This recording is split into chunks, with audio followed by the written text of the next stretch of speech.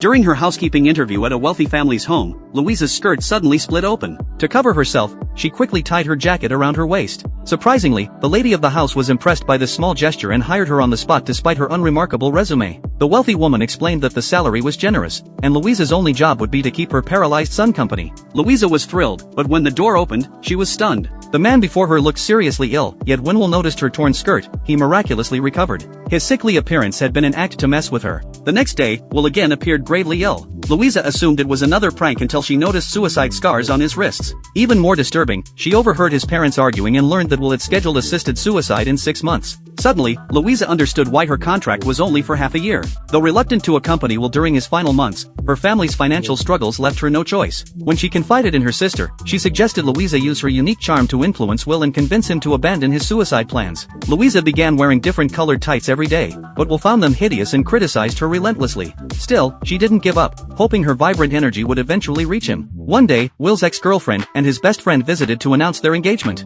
Will pretended to be happy for them, but after they left, he locked himself in his room and angrily smashed all their photos. Knowing how much these pictures meant to him, Louisa rushed to piece them back together. When Will discovered what she'd done, he lashed out at her. Louisa couldn't take it anymore. She exploded, telling him she only needed this job to support her family. She didn't like Will or his attitude toward her. Seeing Louisa's breakdown, Will truly noticed her for the first time. His behavior toward her began to change. He invited her to watch Game of Thrones together. His mother, noticing her son's improving mood, believed Louisa might convince Will to abandon his plans for assisted suicide. But Will's health continued deteriorating. Even a slight cold could trigger pneumonia.